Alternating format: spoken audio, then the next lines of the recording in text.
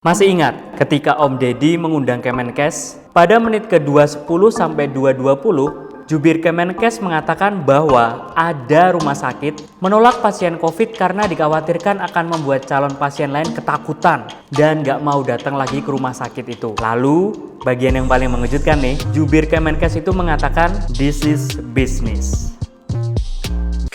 Kalau ketahuan nanti semua pasien yang lain nggak mau datang. This is business. Buat yang baru gabung, jangan lupa like, subscribe, dan nyalakan notifikasinya untuk mendapatkan informasi seputar bisnis, keuangan, dan mindset sukses. Yap, gak dipungkiri lagi, rumah sakit adalah sebuah bisnis juga. Namun, tentu di saat seperti ini, rasa kemanusiaan dan etika perlu diperhatikan juga ya, mengingat banyak orang yang terkena dampak seperti sekarang. Akhir-akhir ini berhembus kabar bahwa rapid test dimanfaatkan beberapa pihak sebagai ladang bisnis. Apa benar begitu? Kita simak video berikut. Pemeriksaan rapid test sudah menjadi syarat untuk masyarakat berpergian di era new normal, ya nggak? Biaya mahal yang diterapkan rumah sakit atau klinik memunculkan isu ada pihak nih yang memanfaatkan pandemi corona untuk bisnis rapid test. Berdasarkan telusuran yang dilansir dari Detikcom, di 3 RS di Jakarta, masing-masing menerapkan harga yang berbeda-beda nih. Ada yang 290.000, ada yang 350.000, dan ada yang 425.000 rupiah. Padahal Kementerian Kesehatan telah mengeluarkan surat edaran mengenai batasan tarif rapid test antibody untuk COVID-19. Maksimal adalah 150.000 rupiah yang ditetapkan 6 Juli 2020 kemarin. Dengan pemerintah menetapkan harga maksimal 150.000, harusnya pihak RS atau klinik bisa mengikuti kebijakan tersebut nih, agar nggak terkesan mengambil keuntungan lebih. Pengamat kesehatan Vincent Harjanto menilai memang ada bisnis yang dilakukan RS atau klinik di balik penerapan harga rapid test yang mencapai 300.000 sampai 400.000 lebih. Padahal harga impor alat rapid test berapa? Tahu nggak? Harganya adalah $3 atau sekitar 45.000 rupiah. Pihak RS atau klinik seharusnya bisa menetapkan harga 150.000 rupiah. Vincent mengatakan harga impor satu rapid test adalah $3. Anggap aja 45.000 deh.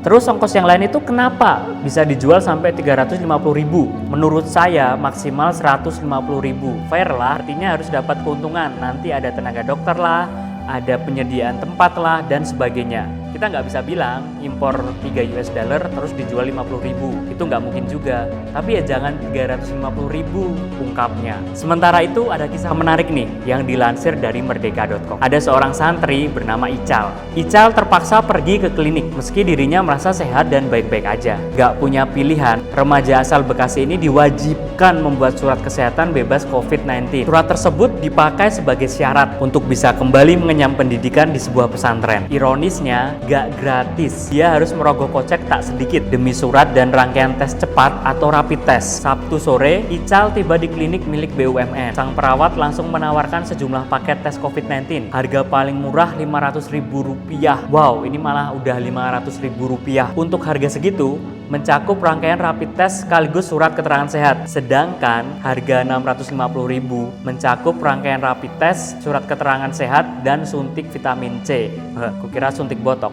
Sejumlah rangkaian pemeriksaan pun dimulai. Dari pemeriksaan tinggi badan, berat badan, sampai wawancara dengan dokter terlebih dahulu. Mahalnya biaya rapid test sebagai syarat masuk pesantren ini juga disoroti oleh Ketua Komisi Dakwah MUI, Kiai Haji Kholil Nafis. Dia menilai harusnya rapid test itu gratis sehingga tidak memberatkan rakyat. Dia mengatakan hal ini menjadi persoalan yang amat fundamental dalam penanganan COVID-19. Terlebih nih, pemerintah menganggarkan penanganan dengan uang rakyat yang sangat besar. Dengan anggaran besar yang dikeluarkan hampir 1.000 triliun sekarang itu, ini menjadi prioritas kalau 270 juta penduduk kita di rapid test dengan harga 200.000. Anggap harga dasar itu ya tidak sampai 40 triliun ya, nggak sampai 50 triliun. Kalau 300.000 nggak sampai 50 triliun. Kalau 300.000 itu nggak sampai 50 triliun, kata Kiai Kholil. Dengan dana itu, katanya seharusnya pemerintah bisa mencegah PDP, ODP, maupun OTG melalui tes. Dia meminta seharusnya pemerintah menggratiskan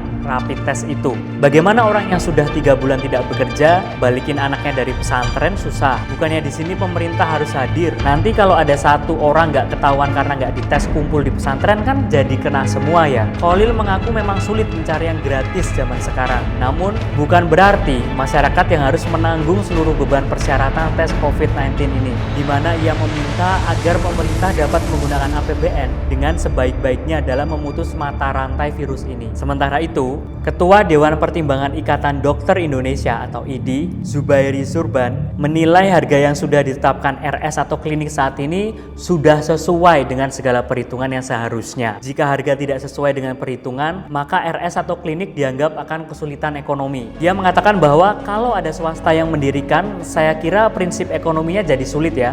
Kan kalau laboratorium swasta itu for profit, tandasnya. Kalau menurutmu gimana nih? Wajarkah harga rapid test itu di atas 300.000? Atau menurutmu itu sah-sah aja? Atau mungkin ada opsi yang lebih menarik nih, kenapa enggak pemerintah membiayai rapid test rakyatnya?